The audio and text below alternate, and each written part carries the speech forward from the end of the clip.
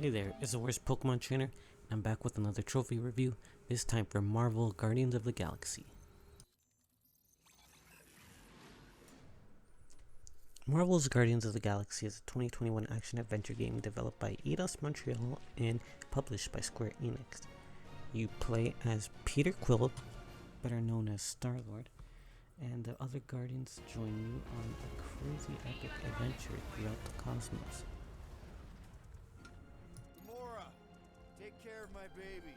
The game is single player, unlike its counterpart, Marvel's Avengers, so thankfully there's no always online or microtransactions, thankfully. The game has an amazing soundtrack, and I definitely recommend you guys check it out. It's really good.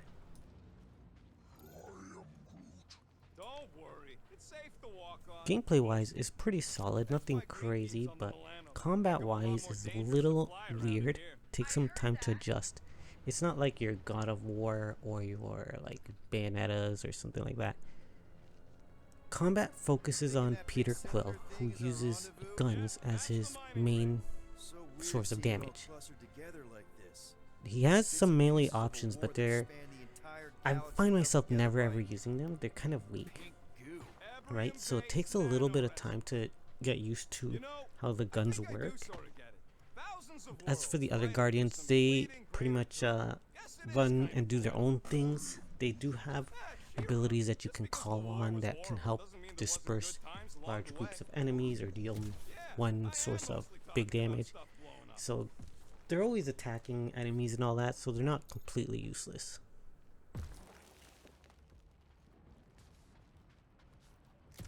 Just imagine what kind of blasters the Qatari had to use to wreck some of these frigates. Whoa! Story-wise, the game is pretty solid, nothing super crazy. Voice actors do a fantastic job. The script is fine as well, nothing horrible. I will say Rocket's character is pretty infuriating at some points, but I understand that's how the character is in the comics and in the movies, and thankfully he does redeem himself a bit, but he's still kind of annoying, so just keep that in mind. But other than that, let's get into the trophy review. So let's get into it. How difficult is it to get the Platinum Trophy in Marvel's Guardians of the Galaxy? So thankfully, this one's not too bad. There's a total of 59 trophies to get. You only need to do one playthrough, which is great. It can be on any difficulty, so if you're looking to get this done quickly, just go on easy mode.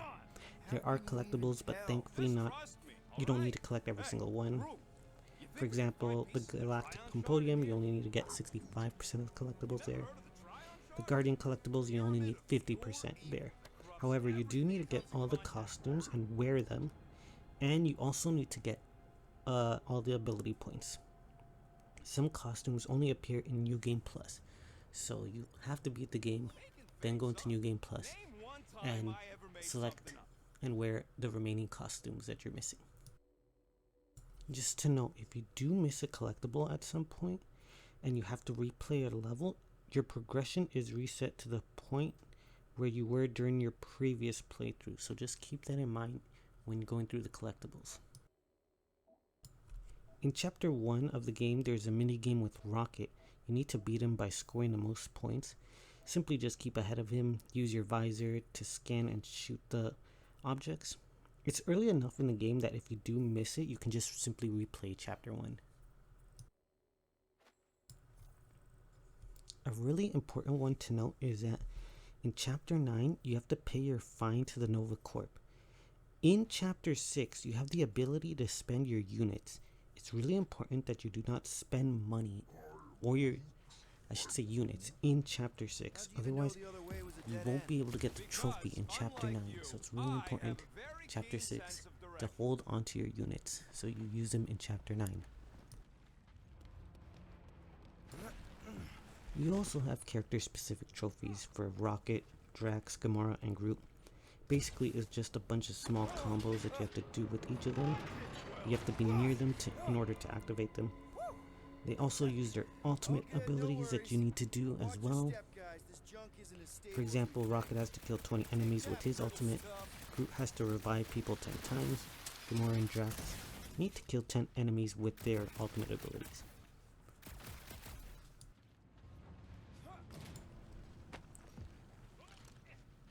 Star-Lord also has abilities, and you need to kill 20 enemies with the Eye of Hurricane, 15 with his Fan of Hammer, and defeat 15 staggered enemies with his Charge Shot upgrade.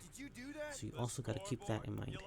Pretty easy stuff to do. You can easily go into chapter select if you didn't do any of this, so just keep that in mind. Groot, Gamora, and Drax all have call to action trophies. You shouldn't have an issue getting Groot to Gamora's. Simple button prompt. However, Drax is a little more confusing. It says you're supposed to rip off an arm off an inquisitor. Normally when you fight this enemy, you get a prompt when he loses a bar of health to rip off an arm. However, only Groot and Gamora will do this. In order to get Drax to do this, you need to damage the inquisitor until he has 1 health bar left without using any previous prompts. So just make sure not to rip off any of his arms early, and when he's low enough, you'll get another prompt, and that should be the one for Drax to get to rip off the arms. You can make this easier by getting Groot and Gamora knocked out, and thankfully there is one of these in chapter 7 that you can do real easy, but it was really confusing for me. The guide didn't really specify it properly, so it took me a good couple of tries to do this because I kept thinking that I had to knock out Groot and Gamora in order for Drax to do it, but it would never happen. You have to do it the long way.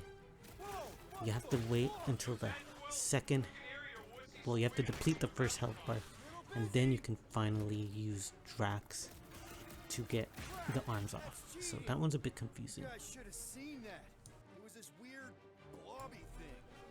If you honestly missed any combat trophies, you can just go back through chapter select and do any, pick any chapter and do them. It's really not that bad. It's a really easy hunt.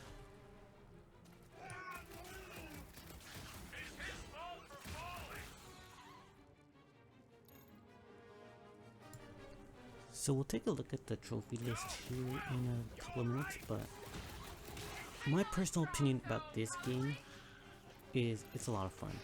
I really enjoyed the soundtrack of this game. It's so good, and honestly, it is a gorgeous game to look at. I think it looks fantastic. Honestly, top-notch voice acting. Nothing here sucks, I think, in my opinion. Yeah, combat takes a little bit of time to get used to, but other than that, you know, I think you're in for a solid time. Even just playing the game casually, which I recommend, if you're not even going to do the trophy hunt. The game is short enough that you don't have to worry about spending like 60 hours on it, thankfully. And there's a lot of fun writing in it, a lot of cool set pieces. I definitely recommend just playing this one out, even if you're not. Are you kidding me?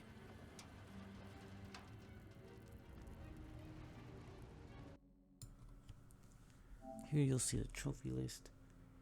As you can see, pretty high completion rating. Honestly, I didn't have that much difficulty.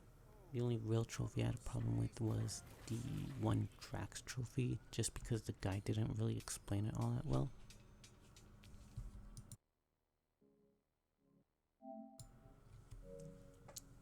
I would recommend using a video guide for the collectibles, mostly just the costumes, because it'd be kind of annoying to miss a single costume, to have to replay certain segments just to get it again. So maybe use a video guide just for the costumes, at least.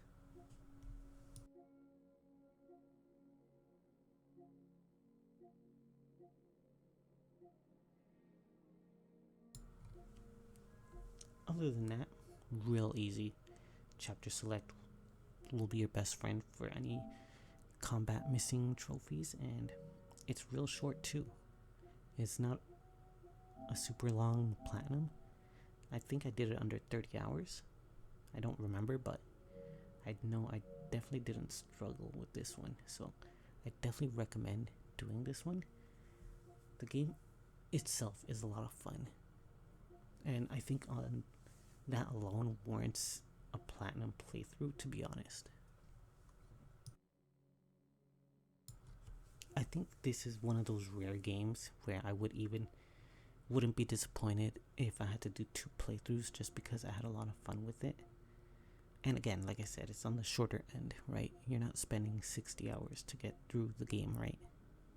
So it's an easy recommendation if you're looking for a simple game to platinum.